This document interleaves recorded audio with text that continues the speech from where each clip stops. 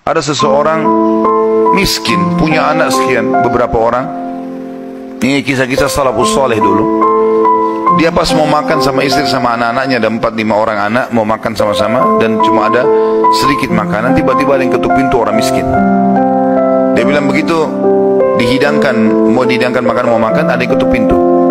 Saya suruh istri saya buka, dibuka pintu, ternyata ada orang miskin yang minta. Mereka miskin, ada orang miskin lagi minta.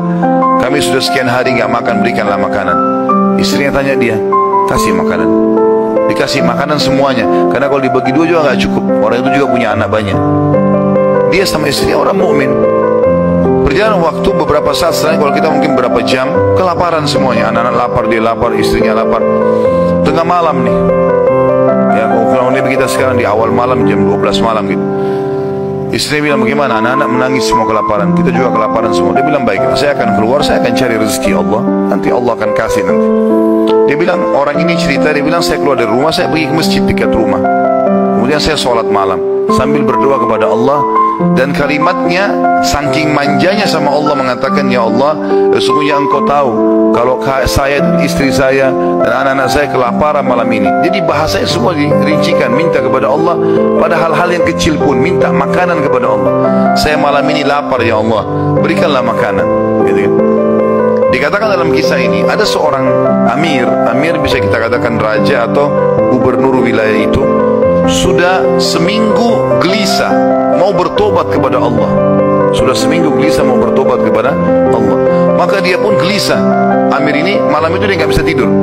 Dia keluar, dia ambil makanan terbaiknya, harta terbaiknya dari emas berkantong-kantong dibawa sama dia. Dia bilang, ya Allah, sebagai bentuk taubatku kepadamu, maka aku akan membagikan ini kepada orang yang membutuhkannya malam ini. Dan aku tidak akan memegang tali kekangan kuda ini, aku akan biarkan dia menuju ke arah yang manapun kau pandu. Maka kudanya pun jalan, hanya masuk ke dalam masjid yang ada orang susah tadi. Ini kisah nyata. Pada saat masuk, dia bilang, orang amir ini bilang, saya tidak tahu kenapa kuda saya ke sini, tapi ini rumahnya Allah, pasti ada sesuatu. Dia bilang, saya turun dari kuda, saya masuk, saya temukan orang itu lagi berdoa, dan doanya minta makanan. Maka saya pun berkata kepada orang tersebut setelah dia salam, saya sudah dengarkan doamu, dan saya salah satu hamba Allah, dia bilang, dan saya pemimpin amir ya, wilayah ini.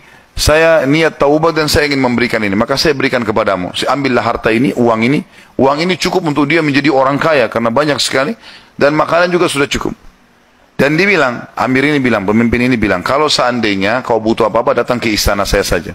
Jawaban orang itu di depan raja tadi, pemimpin wilayah, dia bilang, kalaupun saya butuh, saya tidak akan datang kepada anda, tapi saya akan datang kepada Tuhan anda dan Tuhan saya Allah yang telah membuat anda datang malam ini membawakan makanan. Coba kita bayangkan kalau kita di posisi orang ini, teman-teman sekalian. Kalau misalnya kita lagi punya hajat, kemudian ada satu orang yang kaya datang kepada kita. Kemudian dia menawarkan kepada kita solusi, misalnya kita terlilit utang, atau misalnya kita mau bayar rumah sakit, atau apa saja. Lalu datang orang mengatakan, baiklah saya akan bayarkan. Mungkin pikiran kita pendek sampai di situ.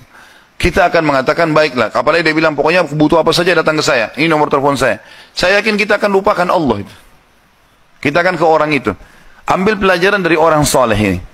Di depan orang itu dia mengatakan, saya tidak akan datang kepada anda, tapi saya akan datang kepada Allah, Tuhan anda dan Tuhan saya yang telah membuat anda datang membawa makanan malam ini. Jadi justru kalau sudah dapat solusi, jangan malah jauh dari Allah ini. Malah harusnya jadi lebih dekat kepada Allah SWT. Allah mudahkan seorang dokter, resepnya bisa membuat kita sembuh, bukan karena resep dan dokter itu, tapi karena Allah SWT yang ingin itu. Gitu kan? Harusnya kita jadikan sebagai momen untuk lebih dekat lagi kepada Allah. Dan kita mengatakan, ya Allah, sebagaimana Engkau mudahkan dokter ini menjadi penyebab aku sembuh, maka mudahkanlah setiap kali aku mengalami sakit misalnya, maka kesembuhan datang dari sisimu, bukan lagi dari dokter atau dari obat itu.